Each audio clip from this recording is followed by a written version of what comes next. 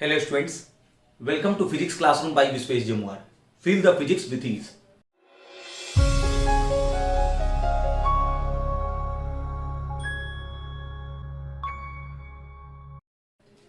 Class 11th का lecture physics के point of view से हम लोग डिफरेंशिएशन पढ़ रहे थे।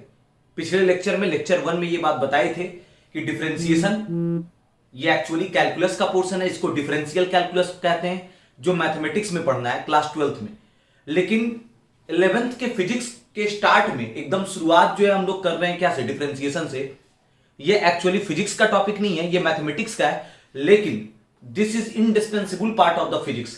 बिना डिफरेंशिएशन के फिजिक्स में, खासतौर से 11th के फिजिक्स का जो हम लोग स्टार्ट करेंगे मैकेनिक्स पोर्शन से, तो बिना डिफरेंशिएशन के कोई बात ही नहीं हो सकती है। इवन पहला चैप्टर जो है काइनेमेटिक्स, उसी में आधा से आधा कॉन्सेप्ट फंस जाएगा अगर ये डिफरेंशिएशन क्लियर नहीं रहा तो इसलिए डिफरेंशिएशन क्लियर करना 11th को अच्छे से समझने के लिए काफी जरूरी है, बैकबोन है डिफरेंशिएशन। और इसके बाद हम लोग पढ़ेंगे इंटीग्रेशन। तो पहले डिफरेंशिएशन पूरा लेक्चर चल जाएगा, उसके बाद इंटीग्रेशन का लेक्चर आएगा। सबसे पहले जो भी स्टूडेंट 2-4 मिनट के लिए वीडियो को देख रहे हैं, कोई फायदा नहीं है उनको वीडियो देखने का। अगर आप कंप्लीटली सीखने के लिए आए हैं, ठीक है, तो फिर पूरे वीडियोस को लास्ट तक देखें। गारंटी है 11th के जो स्टूडेंट्स हैं या इवन 12th के भी जो स्टूडेंट्स हैं उनके लिए भी बेनिफिशियल है, जो मैथमेटिक्स लेकर के चल रहे हैं। डिफरेंशिएशन जो पढ़ेंगे तो मैथ में भी पूरी तरह काम में आएगा। हालांकि मैं इसे फिजिक्स के पॉइंट ऑफ व्यू से पढ़ा रहा हूं, लेकिन मेरी पूरी कोशिश है कि लगभग मैथमेटिक्स के भी सारे पोर्शंस को टच कर सकूं, ठीक है। तो ये लेक्चर 2 है। जो लोग लेक्चर 1 नहीं देखें, फिजिक्स जो लेक्चर 1 दिए हैं 11th का डिफरेंशिएशन लेक्चर 1, मेरा रिक्वेस्ट है वो लोग लेक्चर 1 जरूर देख लें जाकर के, उसके बाद ही लेक्चर 2 को देखें तो पूरी तरह क्लियर रहेगा कॉन्सेप्ट। लेक्चर बाय लेक्चर देखेंगे, ठीक है। और हाँ, चैनल को सब्सक्राइब कर लें, इसलिए क्योंकि रेगुलर वीडियोस आते जा रहे हैं हर दिन, लगभग कभी कभी एक दिन के इंटरवल पर भी वीडियोस रेगुलर मिल रहे हैं। और हमारे इस चैनल पे लगभग डेली का 15-20 वीडियो अपलोड होता है। 6 से लेकर के 12 तक की सारी पढ़ाई अवेलेबल कर चुके हैं हम अपने वीजे एजुकेशन चैनल पे। तो जो 11th के स्टूडेंट्स हैं उनका अगर कोई भाई बहन भी 7 में, 8 में, 6 में, 10 में अगर है तो उनको भी फायदा हो जाएगा इसी चैनल से, ठीक है। वो भी, आपके भाई बहन भी कंप्लीट पढ़ाई पढ़ सकते हैं। एजुकेशन फॉर ऑल हमारा अभी थीम यही है कि जितने भी लोग हैं हर कोई वीजे एजुकेशन से कंप्लीट पढ़ाई पढ़ सके, ठीक है। डिस्टेंस लर्निंग इजी वे में हर किसी के लिए ओपन है अभी के टाइम में, हर कोई पढ़ सकते हैं। और डेली का 15-20 वीडियो जा रहा है हमारे चैनल पे, तो कोई भी अगर स्टूडेंट किसी भी क्लास को पढ़ रहे हैं तो उनके लिए काफी इफेक्टिव है। लेक्चर्स को कंप्लीट देखेंगे, मेरा रिक्वेस्ट यही रहेगा। तो अभी डिफरेंशिएशन का जो लेक्चर 2 है ये बहुत इंपॉर्टेंट होने वाला है, क्योंकि इसमें फॉर्मूला का चर्चा करेंगे।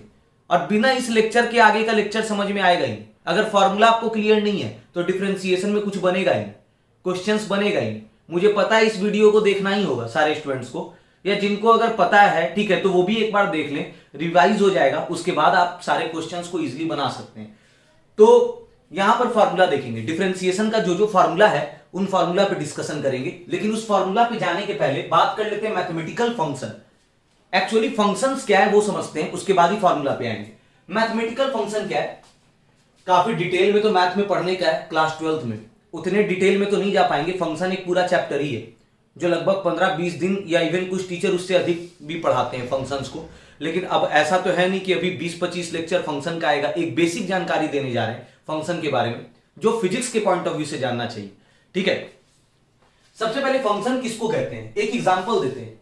जैसे म्यूजिकल फंक्शन की अगर बात की जाए तो म्यूजिकल फंक्शन किसको कहते हैं, फंक्शन किसको कहते हैं, सबसे बेसिक चीज को फंक्शन कहते हैं जिसके मिलने से वो पूरा सेगमेंट बना हुआ है, जिसके मिलने से वो पूरा ब्रांच बना हुआ है, उसको हम लोग क्या बोलते हैं, फंक्शन।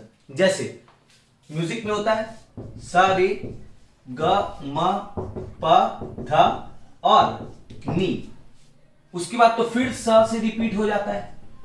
अगर हारमोनियम भी है तो हारमोनियम में भी अगर की को प्रेस करेंगे तो स, अगला की रे ग म प ध नी, अब फिर अगला जो प्रेस करेंगे तो फिर सा रे ग म प ध नी। यानी बेसिकली अगर देखा जाए तो 1 2 3 4 5 6 7, फिर वही चीज रिपीट करता है। 8वां जो है वो पहला वाला ही क्या करेगा, रिपीट करेगा। तो म्यूजिक में बेसिक इसको नोट्स कहते हैं। म्यूजिक में बेसिक कितना चीज है, 7 चीजें। कहा जाता है कि म्यूजिक इन्हीं 7 धुनों से मिलकर के बना हुआ है। इन्हीं 7 धुनों के मिलने से सब अलग अलग तरीके से कंबाइन करता है तो अलग अलग धुन सुनाई देता है। अलग अलग म्यूजिक सुनाई देता है, लेकिन उसका बेसिक चीज कितना है, 7 है। तो इन्हीं बेसिक चीजों को हम लोग क्या बोलते हैं, जो बेसिक चीज है ये क्या कहलाता है, फंक्शन। और ये बेसिक चीज किसका है, म्यूजिक का है, इसलिए इसको हम क्या बोलते हैं, म्यूजिकल फंक्शन। तो मेरे ख्याल से एक आइडिया मिल गया होगा फंक्शन का। फंक्शन किसे कहते हैं, बेसिक चीज को फंक्शन कहते हैं, जिसके मिलने से पूरा ब्रांच बनता है, जिसके मिलने से पूरा म्यूजिक बन गया, तो उन बेसिक चीजों को हम लोग क्या बोलते हैं, फंक्शन।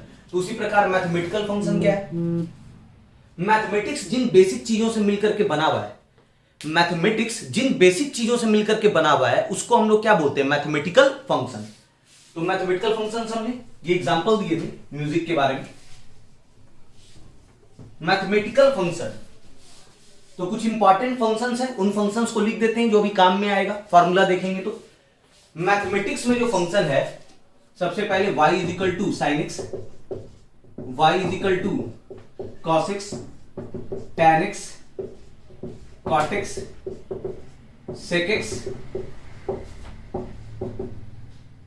Cosec x. 1 2 3 4 5 6, इन 6 को हम लोग क्या बोलते हैं, मैथमेटिक्स के इन 6 फंक्शंस को हम लोग कहते हैं ट्रिग्नोमेट्रिक फंक्शंस। ये है ट्रिग्नोमेट्रिक फंक्शंस, फंक्शन है ये सब, सबसे बेसिक चीज है ये, sine cos tan cot sec और कॉसेक। इन्हीं चीजों के मिलने से मैथमेटिक्स का एक पूरा ब्रांच बनता है ट्रिग्नोमेट्री। ट्रिग्नोमेट्री में यही 6 चीज तो होता है, sine cos tan cot sec और कॉसेक। इन्हीं 6 चीजों को अलग अलग तरीके से मिला देते हैं, sine square x plus cos x by tan x, ठीक है। ये सब चीज को अगर मिक्स कर दिए, आपस में जोड़ घटाओ गुना भाग करके मिक्स कर देते हैं, तो मैथमेटिक्स का एक पूरा ब्रांच बन जाता है ट्रिग्नोमेट्री। तो ट्रिग्नोमेट्री का सबसे बेसिक चीज क्या है, sine cos tan cot sec और कॉसेक, ये सबसे बेस है। इन्हीं चीजों के मिलने से क्या बनता है, ट्रिग्नोमेट्री। तो जो सबसे बेसिक चीज है, उन्हीं चीजों को हम लोग क्या बोलते हैं, फंक्शन। तो ये सब चीज क्या हो गया, फंक्शन हो गया, मैथमेटिकल फंक्शन। और मैथमेटिकल फंक्शन में भी कौन सा मैथमेटिकल फंक्शन है, इसको हम कौन सा मैथमेटिकल फंक्शन कहेंगे, मैथमेटिक्स में ये कौन सा मैथमेटिकल फंक्शन है, ट्रिग्नोमेट्रिक फंक्शन, क्योंकि इससे ट्रिग्नोमेट्री बन रहा है, इसलिए इसको हम लोग क्या बोलेंगे, ट्रिग्नोमेट्रिक फंक्शन। क्लियर। उसी प्रकार 6 होता है ट्रिग्नोमेट्रिक फंक्शन। फिर एक होता है y is equal to sine inverse x, y is equal to cos inverse, इसको इनवर्स पढ़ते हैं। जो -1 लिख रहे हैं ना, इसको हम लोग क्या पढ़ते हैं, इनवर्स। सबका इनवर्स होता है, y is equal to tan inverse x, y is equal to cot inverse x, y is equal to sec inverse x, y is equal to cosec inverse x. ठीक है, 1 2 3 4 5 6, ये 6 चीज जो है इसको हम लोग बोलते हैं इनवर्स ट्रिग्नोमेट्रिक फंक्शन। ये कहलाता है इनवर्स ट्रिग्नोमेट्रिक फंक्शन। मतलब 6 कैसा फंक्शन हो गया, 6 फंक्शन कैसा हो गया, trigonometric, sine cos tan cot sec cosec, और सब का inverse, sine inverse cos inverse. ये देख लेंगे, -1 जो लिखा हुआ उसको हम क्या पढ़ते हैं, इनवर्स। ठीक है, y is equal to tan inverse x, y is equal to cot inverse x, y is equal to sec inverse x, y is equal to cosec inverse x। इसको हम लोग क्या बोलते हैं, इनवर्स ट्रिग्नोमेट्रिक फंक्शन। अब यहां पर जो स्टूडेंट्स 11th का क्लास कर रहे हैं, जो 10th अभी खत्म किया और 11th का क्लास कर रहे हैं, तो उन लोगों को ये तो अच्छी तरीके से समझ में आ रहा होगा, सर इसको तो जानते हैं, 10th में तो इन चीजों को हम पढ़े हैं। ठीक है, ये फर्स्ट टाइम दिख रहा है, इनवर्स वाला फर्स्ट टाइम दिख रहा है। ये एक्चुअली क्या है, ये क्या चीज है, ये कैसे क्या सॉल्व होता है। ठीक है, तो अंतर बताते हैं दोनों में। एक्चुअली ट्रिग्नोमेट्रिक में क्या होता है, जैसे एक एग्जांपल देते हैं, कहीं पर अगर ऐसा दिया हुआ है y इज इक्वल टू क्या, साइन एक्स। ठीक है, तो यहां पर x क्या रखाता है, ये गौर करेंगे। x जब भी रखाएगा क्या रखाएगा, क्या हम लोग साइन 30 केजी पूछते हैं क्या, गलत है ये। साइन 30 केजी क्या ऐसा रहता है, साइन 60 न्यूटन, नहीं गलत है। जब भी रहेगा x क्या रहेगा, बताओ क्या रहेगा, साइन। उसके साथ जब भी रहेगा तो हम लोग 30 degree, sine 60 degree, sine 45 degree. यानी एक बात तो तय है कि इसके साथ जब भी ये वाला चीज रखाएगा, x जब भी होगा, ये कंफर्म है कि हम यहाँ पे क्या रखेंगे, मास रखेंगे। क्या यहाँ पर फोर्स रखाएगा, क्या यहाँ पर टेम्परेचर रखाएगा, कभी नहीं। ये जब भी रखाएगा क्या रखाएगा, एंगल रखाएगा। जब भी ये रखाएगा क्या रखाएगा, उसके साथ जब भी अटैच रहेगा क्या अटैच होगा, एंगल अटैच होगा। अच्छा, एंगल रखने पे आंसर क्या आया, ठीक है, हम एंगल रख दिए, इसको y कह रहे हैं। ठीक है, इसको y कह दिए, तो y जो आंसर आ रहा है, साइन 30 डिग्री बराबर वैल्यू क्या होता है, याद है, नहीं याद है तो 10th का एक बार जो है कंप्लीटली सारे फॉर्मूला को देख लेंगे। ठीक है, वो यूज आते चला जाएगा, मेरे ख्याल से याद होगा सभी स्टूडेंट्स को। Sine 30 degree, sine 30 degree is equal to 1/2। क्या 1/2 डिग्री होता है क्या, साइन 30 डिग्री बराबर 1/2 डिग्री, साइन 60 डिग्री बराबर √3/2 kg। ऐसा होता है क्या? कभी नहीं, ना kg होता है ना डिग्री होता है।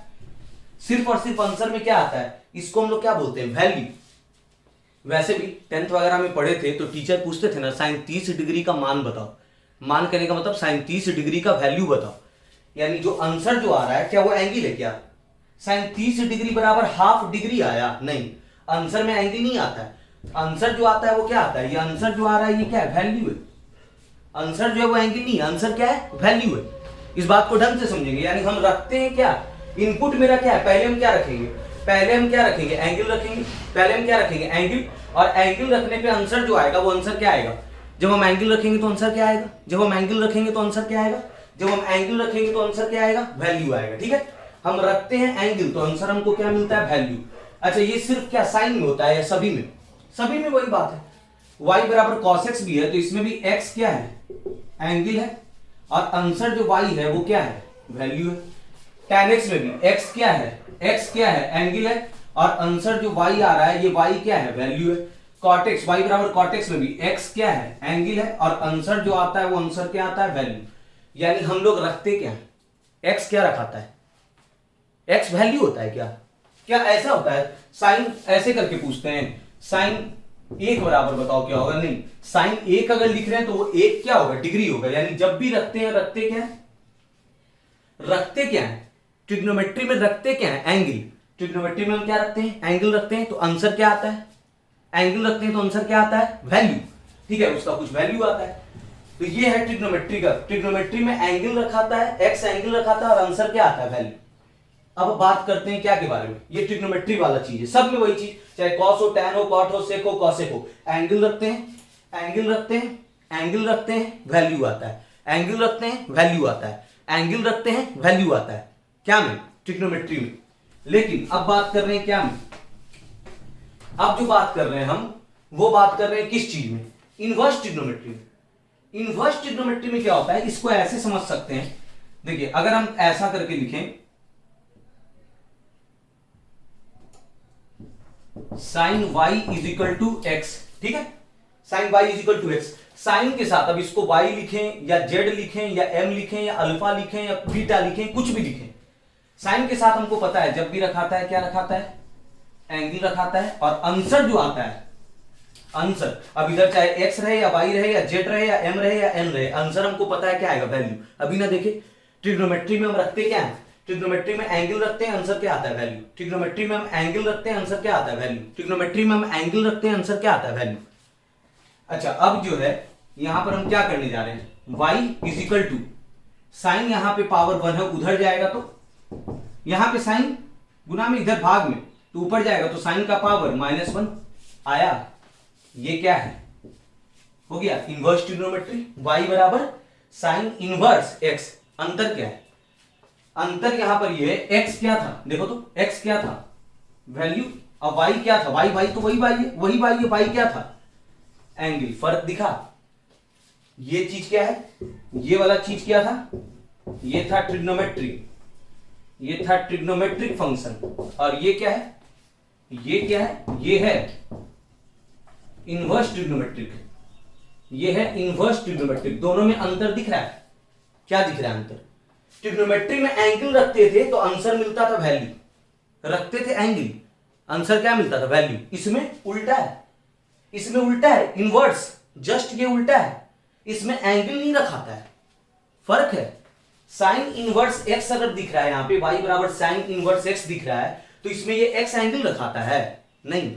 ट्रिग्नोमेट्री रहता तो एक्स क्या रखाता है, एंगल, और आंसर क्या मिलता, वैल्यू। इसमें क्या है, एक्स एंगल रखाएगा, नहीं, एक्स क्या रखाएगा, वैल्यू। एक्स क्या होगा, वैल्यू, और आंसर क्या मिलेगा, एक्स क्या होगा, वैल्यू, आंसर क्या मिलेगा, आंसर मिलेगा एंगल। यानी अगर कोई आपसे सवाल ऐसा पूछ रहा है, अगर कोई इस तरह से सवाल पूछ रहा है कि सर बताइए साइन इनवर्स 30 डिग्री बराबर क्या होगा, कोई जैसे ही ऐसा सवाल पूछा कोई जवाब ही नहीं देंगे, सवाल ही गलत है, गलत है सवाल। साइन 30 डिग्री पूछा जाए, साइन 30 डिग्री कोई पूछा है तो करेक्ट है, हाँ साइन 30 डिग्री एक ट्रिग्नोमेट्री है, आंसर बोलेंगे 1/2, ठीक है। लेकिन साइन इनवर्स 30 डिग्री ये पूछना क्या है, गलत है। क्यों गलत हो गया, क्योंकि इनवर्स ट्रिग्नोमेट्री में एंगल नहीं होता है, ये एंगल नहीं होता है, यहां पे क्या रहना चाहिए, वैल्यू। और आंसर क्या बताएंगे, एंगल बताएंगे। समझ रहे हैं बात को? यानी सवाल अगर पूछा जाएगा तो कैसे पूछा जाएगा, सवाल इस तरीके से पूछा जाएगा कि साइन इनवर्स 1/2 बराबर बताइए, तो सर क्या होगा, अब बताओ क्या होगा, साइन इनवर्स 1/2 बराबर। अब अगर हम इस चीज को ऐसा लिख देते हैं x, ठीक है, तो साइन का पावर -1 क्या हो जाएगा, 1/2 इजिकल टू साइन इधर जाएगा तो साइन का पावर +1 और x। अब बताओ साइन कितना डिग्री बराबर 1/2 होता है, ठीक है, साइन कितना डिग्री बराबर, x कितना होना चाहिए 30 डिग्री, इसलिए x जो आंसर होगा, साइन 30 डिग्री बराबर 1/2 होता है, इसलिए x जो आंसर आया वो कितना आया 30 डिग्री। यानी यहां पर जो x आंसर है, इस x को हम क्या लिख सकते हैं 30 डिग्री। यानी हम रखते क्या है इसमें, हम रखते क्या है वैल्यू, और आंसर क्या मिलता है एंगल, उल्टा है कि नहीं, साइन इनवर्स हाफ बराबर 30 डिग्री।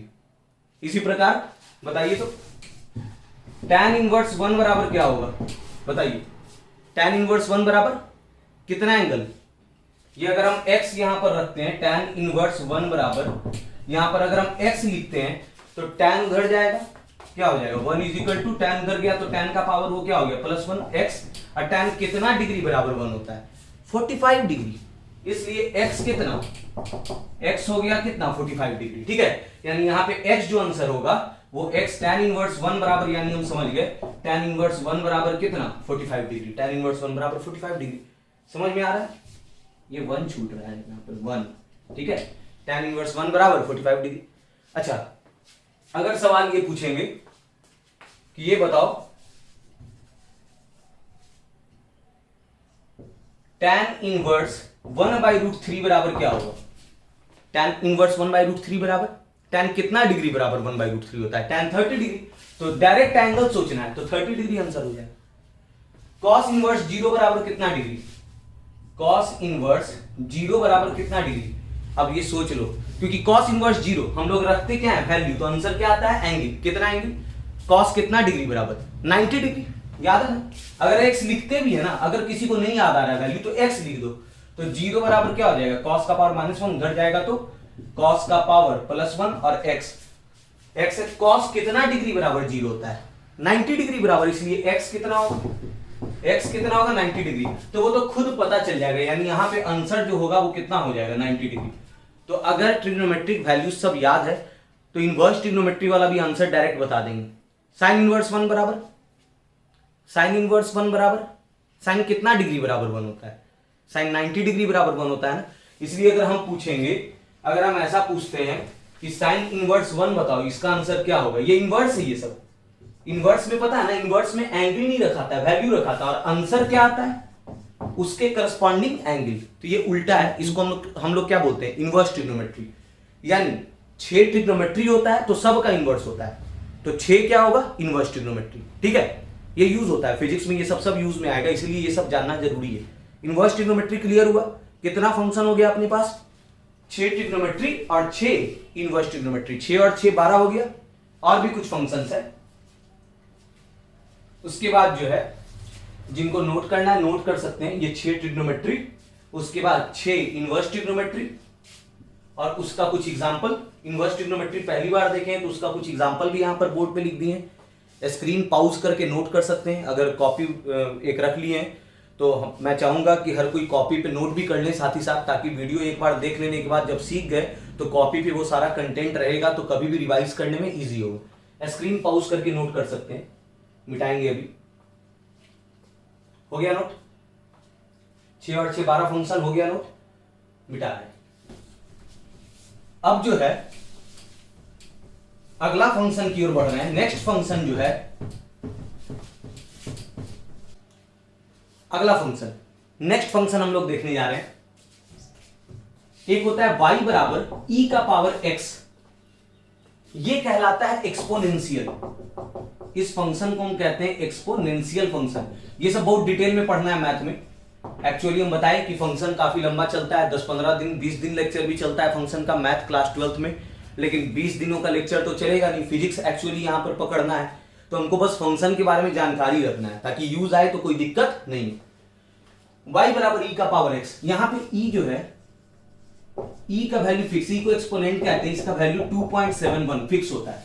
ई कांस्टेंट है, यानी इसको हम कह सकते हैं y बराबर ई का पावर x, या ई का वैल्यू क्या होता है, फिक्स होता है। ई का वैल्यू फिक्स कितना, 2.71, इसको 2.71 का पावर x कह सकते हैं। ये कौन सा फंक्शन हो गया, एक्सपोनेंशियल। ठीक है, अगला जो है नेक्स्ट कौन सा, एक होता है y बराबर x का पावर n, इसको हम लोग कहते हैं पॉलिनोमियल। ये चीज क्या कहलाता है, पॉलिनोमियल। यहां पे वेयर n जो है वो n क्या होना चाहिए, कांस्टेंट, और x जो है वो क्या है, वेरिएबल। जैसे एग्जांपल के तौर पे x का पावर 3, x का पावर 7, माइनस में भी हो सकता है, -4, फ्रैक्शन भी हो सकता है 2/3, ये सब, यही सब तो पॉलिनोमियल है। पॉलिनोमियल को आपस में जोड़ घटाव कर देते हैं, गुना भाग कर देते हैं, तो वो क्या बन जाता है, अलजेब्रा। अलजेब्रा में देखते हैं ना, x² + 2x + 5 = 0, क्वाड्रेटिक इक्वेशन।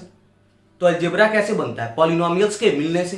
तो जो बेसिक चीज होता है उसी को तो हम लोग फंक्शन कहते हैं। तो ये भी क्या हो गया, फंक्शन हो गया। ये फंक्शन कौन सा हो गया, y बराबर x का पावर n। अच्छा, दोनों में अंतर क्या है, एक्सपोनेंशियल और पॉलिनोमियल में अंतर क्या है, अंतर है, क्या अंतर है। एक्सपोनेंशियल में क्या था, ये बेस, ये वाला चीज क्या था, कांस्टेंट, ये x वेरिएबल था, ऊपर पावर जो था वो वेरिएबल था। इसमें बेस ही x है और पावर जो है वो क्या है, कांस्टेंट है, n क्या है, कांस्टेंट। मतलब इसमें बेस वेरिएबल, पावर कांस्टेंट, और इसमें बेस कांस्टेंट और पावर वेरिएबल। इसमें पावर वेरिएबल था, इसमें पावर कांस्टेंट है। इसमें बेस कांस्टेंट था, इसमें बेस क्या है, वेरिएबल है, अलग है। ठीक है, ये है पॉलिनोमियल, ये है एक्सपोनेंशियल। अगला एक है y बराबर log x, इसको हम लोग कौन सा फंक्शन कहते हैं, लॉगरिथमिक फंक्शन। ये हो गया फंक्शन, कौन सा फंक्शन, ये हो गया लॉगरिथमिक फंक्शन। कौन सा, y बराबर log x। y बराबर log x जो है वो लॉगरिथमिक फंक्शन। ठीक है, y बराबर log x। हालांकि log के बारे में डिटेल से एक लेक्चर अलग पढ़ना है, जब डिफरेंशिएशन पढ़ेंगे, एक चैप्टर आएगा डिफरेंशिएशन का, लॉगरिथमिक डिफरेंशिएशन, वहां पर मैं डिटेल में लॉगरिथम के बारे में बताऊंगा। तो अभी फिलहाल ध्यान में रखना है कि एक और फंक्शन मैथमेटिक्स का होता है, कौन सा, y बराबर log x। ये कौन सा फंक्शन कहलाता है, लॉगरिथमिक फंक्शन कहलाता है। तो समझ रहे हैं फंक्शन कौन कौन सा हो गया, 6 कौन सा फंक्शन, 6 फंक्शन कौन सा, ट्रिग्नोमेट्रिक, 6 इनवर्स ट्रिग्नोमेट्रिक। ठीक है, उसके बाद एक हो गया एक्सपोनेंशियल, एक हो गया पॉलिनोमियल, और एक हो गया लॉगरिथमिक। तो कितना फंक्शन हो गया, 6 6 12 और 1 2 3 15। ये 15 फंक्शन अपने पास है, टोटल 15 फंक्शन है। और अब इन्हीं सारे फंक्शंस को हम, फंक्शंस के बारे में यहां पर क्यों जाने, यहां पर फंक्शंस के बारे में इसलिए जाने क्योंकि अब सारे फंक्शंस का हम डिफरेंशिएशन देखेंगे, सबका डिफरेंशिएशन देखते हैं। क्योंकि क्या है, डिफरेंशिएशन मैथमेटिक्स में जो होता है, तो डिफरेंशिएशन हम लोग मैथमेटिकल फंक्शन का ही करते हैं। तो दैट्स वाई यहां पर जानकारी दी है क्या के बारे में, फंक्शन के बारे में। डायरेक्ट फार्मूला बताते कंफ्यूजन होता है, स्टूडेंट बोलता सर इनवर्स क्या है, स्टूडेंट बोलता सर एक्सपोनेंशियल क्या है। ठीक है, तो इसलिए ये बड़ा जरूरी था एक जानकारी देना फंक्शन के बारे में। और अब जो है हमारा हेडिंग क्या रहेगा, हेडिंग जो हमारा है, अब हम करने जा रहे हैं क्या, डिफरेंशिएशन। फॉर्मूली सबका देख रहे हैं, formulae of differentiation of mathematical function. अब सारे मैथमेटिकल फंक्शन का ये सब नोट कर लेंगे, जो भी मैथमेटिकल फंक्शन बताए हैं कॉपी में, जैसा कि बताया कि सारी चीजों को नोट कर लेना है। ठीक है, और अब जो है फॉर्मूला, हेडिंग लगा लेंगे कॉपी पे। हेडिंग क्या लगेगा, formulae of differentiation of mathematical function. अब सारे मैथमेटिकल फंक्शन का हम डिफरेंशिएशन कर रहे हैं और उसका क्या देखने जा रहे हैं, फॉर्मूला। तो ये चीज जो है जस्ट वेट करेंगे अगले लेक्चर का, ये अपकमिंग है, आने वाला है कौन से लेक्चर में, लेक्चर 3 में।